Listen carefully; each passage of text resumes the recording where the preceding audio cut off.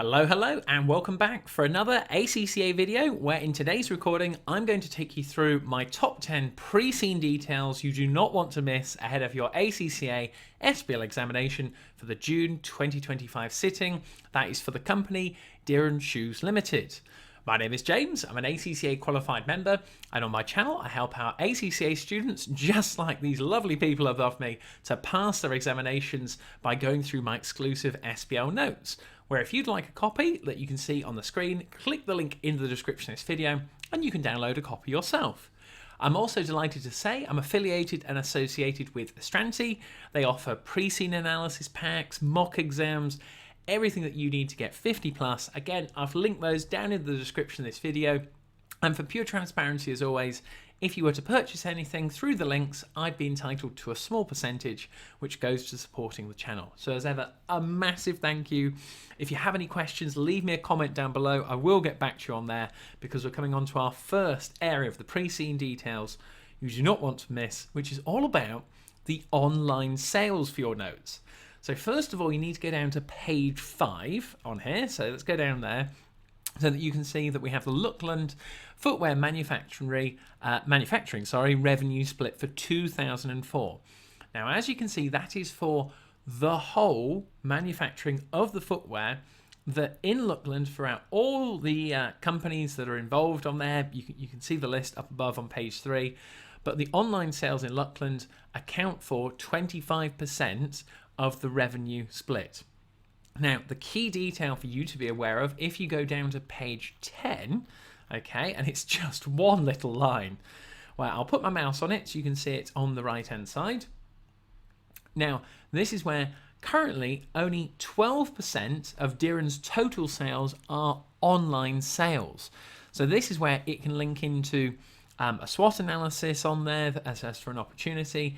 And the other key thing in the sentence above that the Chief Commercial Officer, the CCO, is accountable for is that Dearn's retail outlet does not offer home delivery service, which is unusual in Luckland. So why do they not offer an actual delivery to customers on there? They actually have to go and pick it up from a store. So that is area and detail number 1. The online sales in Luckland are at 25% for online sales, whereas Dearn only actually gets 12% and doesn't do any delivery service. A little detail lots of students are going to miss for their exam. Now, our area and detail number 2 is all about the formal shoes.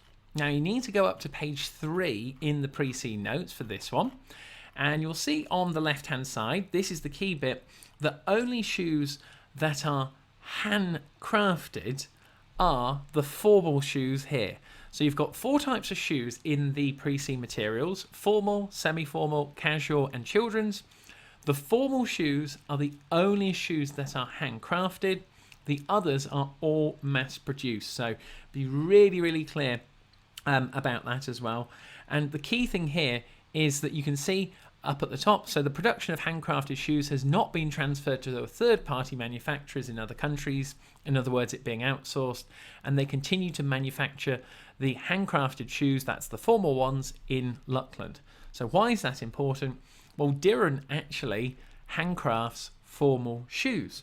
So if you go down to page 9, where it has it in a bit more detail on there, as to, well, it takes you through and states that they only make, okay, you can see it down here, so all are made in Totland for Exco with the exception of formal shoes which are produced in Dearn's own factory in Luckland. So what they're saying there is the semi-formal children's shoes, the casual shoes on there, these are all mass produced in Totland and Exco brings them in to Luckland to be sold, whereas the only handcrafted shoes, the formal ones, are still made in Luckland by their team and then they're sold in Luckland as well. So that is key thing there. The formal shoes are the only ones that are handcrafted, and you can see that in my notes. So that is detail number 2. Detail number 3 is all about the environment and sustainability / responsibility of this. If you go up to page 9 in terms of the actual officers and the board of directors, look through those roles as you can see on there. Can you see anyone who is in charge of the environment, sustainability? Absolutely no one. Now, why is this such a big key thing?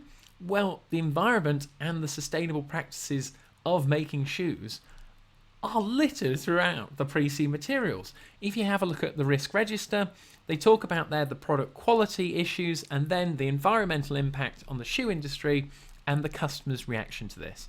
There are so many factors that could also link into a pestle analysis, because obviously we've got environment in a pestle model, that if you come up to on here for page 6, you can see on the right hand side in the innovation and development section.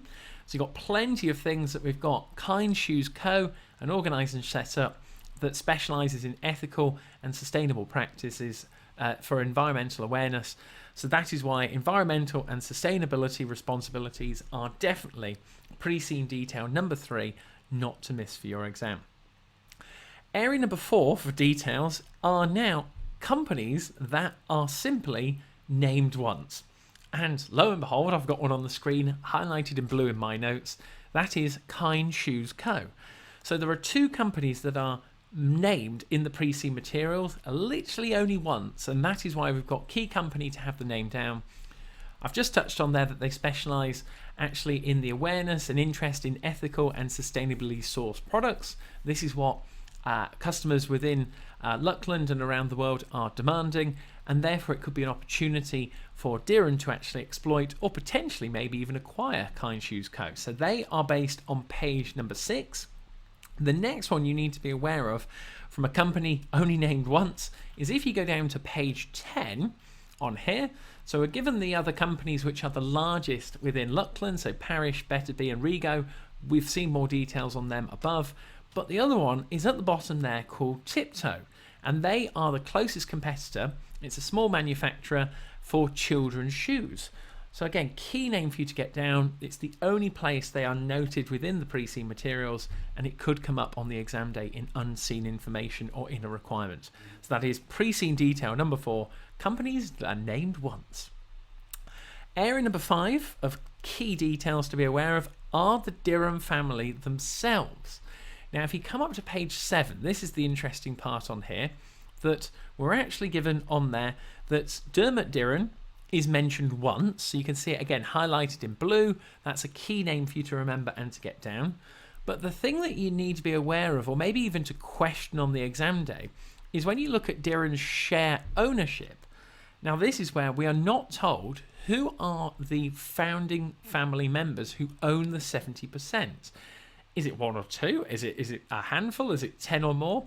That is something just to be aware of in terms of one of the details as to who owns the 70% and how many people involved on there.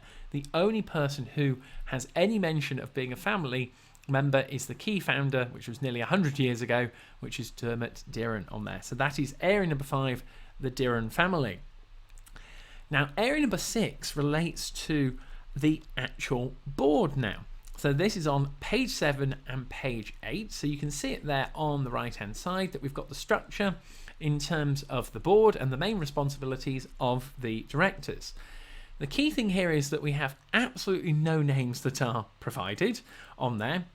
And this is where as well, from a board's perspective, we have the non-executive directors and the chief product officers and all the different officers. Now the key thing here, and it's just to be crystal clear on record, is we currently have, or shall I say Dearn has, a non-listed company on there. So they could actually have an IPO, so initial public offering, to be a listed organisation, and therefore the shares be floated on a stock exchange for anyone to buy. Now, in order to do that, this is where the structure of the organisation comes into question, that you need at least half of the board to be represented by non-executive directors. So this is a completely hypothetical if it did come up, but who knows? It's just a bit odd how they've worded it in the pre-seen materials. But if you are to say, as you can see on the right-hand side, the structure of Dearn's board are all the people in those boxes, make sure you state it in your answer that you have assumed that all of those chief finance officers and all the different officers are all part of the board, and therefore we need X amount of non-executive directors, which currently they don't have enough of. The other key thing for that in terms of the board and a possible IPO is that you will need, if you have a listed organisation, you will need an audit committee, you will need a nomination committee, and you will need a remuneration committee on there, because you're most likely going to be needing to be audited. So again, it's just little things like that. I haven't got a crystal ball, but it's just something that I'd be having in the back of my mind as to the what if it was to be tested, and how I would relay my answers. That is area number 6 in terms of the board. Area number 7, the next key detail, is on page 11, and it's all about the new inventory system. So anything to do with things that are new, you can see in my notes down here, alarm bells ringing, reading this, risk area. If anything goes wrong in terms of these systems, the Chief Information Officer is accountable. But what we have here in terms of the inventory system and the finance system, key thing for the inventory system, that it was recently introduced, but it does not provide the transparency Dearn needs over its supply chain. It only shows visibility of inventory in retail outlets updated daily, but it is only updated on a weekly basis for the rest of the supply chain. So in terms of valuing that inventory, working out how much inventory there is, plenty of risk involved there. And the investment in the new finance system could again be a massive risk area. So again, don't overlook that from a new inventory system. You could also link it back to capital and revenue expenditure, and it could come into a different variety of points. So something I would definitely get down for another pre-seed material detail not to overlook. So that was number 7, the new inventory system and the updated finance system. Area number 8 now of pre-seed details we have the actual style and the reviewed annually. So this is where we need to go up to the page 10 top of the paragraph on here. So this is where what I'm getting at here are the styles of the shoes. Sorry, I could have been a bit clearer on that. We've been told throughout the pre-seed materials, and I'll come on to showing you about Flamingo in a moment, is that customers want styles changing very quickly to meet the fashion demands. Now, Dearn produces 20 different styles of types of shoe. They're reviewed on an annual basis and updated for changes in fashion, such as colour and height of heel and all these sort of things. And they're performing poorly, and if they don't do that, then they're no longer manufactured and the style's removed. So what we need to look at there is that is currently Dearn's operations, which frankly is not doing very well. And what is doing very well, and the key detail where it overlaps with another area, is Flamingo on the left-hand side. We're told on here, Flamingo can produce, design, and be ready to sell a new version of any type of shoe, called a style, as we touched on before, in its retail outlets or online in just a few weeks. So this allows the company to respond quickly to changes in fashion trends.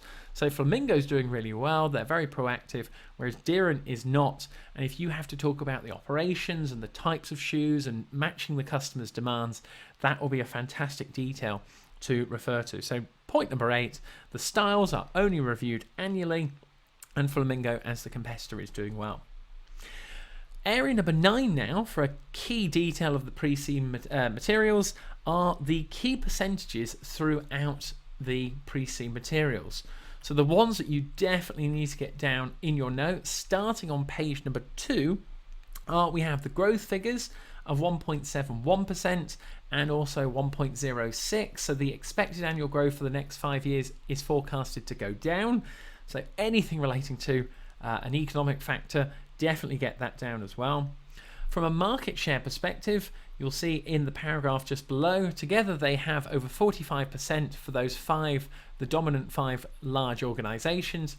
And that means we have 55% is the remainder for the smaller organizations, which you can also find later on down in the market structure on page 4. So you can see where my mouse is on the right hand side, that is the 54.7 rounded up to 55%. And then if you go on to page number 5 now, this is where you get your final percentages in the challenges to the industry paragraph. So you get the 1.4% for the global greenhouse gases, I would definitely get down. And then these final ones in terms of the Luckland economy slowing down, where we've got the growth was 5.1% 5 years ago, fallen to 1.6 2 years ago, 1.1 during 2004, and expected growth in 2005 to be 0.8. So all of these are super important key percentages To pass your SBL exam, you have to apply the scenario to the requirements set on the exam day, and these can definitely be applied to a variety of different areas. So pre-seen details number 9 are those key percentages. And area number 10, to finish on a high for the pre-seen details, is I've got down here, it's not all that bad.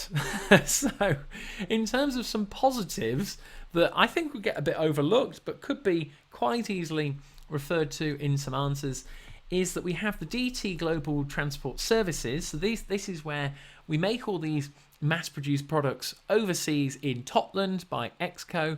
They are then transported back to Luckland, and the transporting company is DT Global Transport.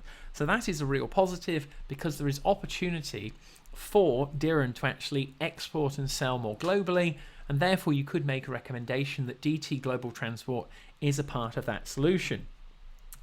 And lastly, for page number 10 is this mill mark, or made in Luckland. So I'll put my mouse on it on the right hand side. This is an accredited manufacturer mark, and Dearn markets these shoes, which are formal and handcrafted shoes, which have the mill mark as a handcrafted shoe with skilled labour. So again, this is really, really good. Customers in the target range of 30 to 50 years old really like these expensive shoes. They've got more disposable income, and it looks like they are selling a lot, with Parish being the market leader and Dearn just behind that.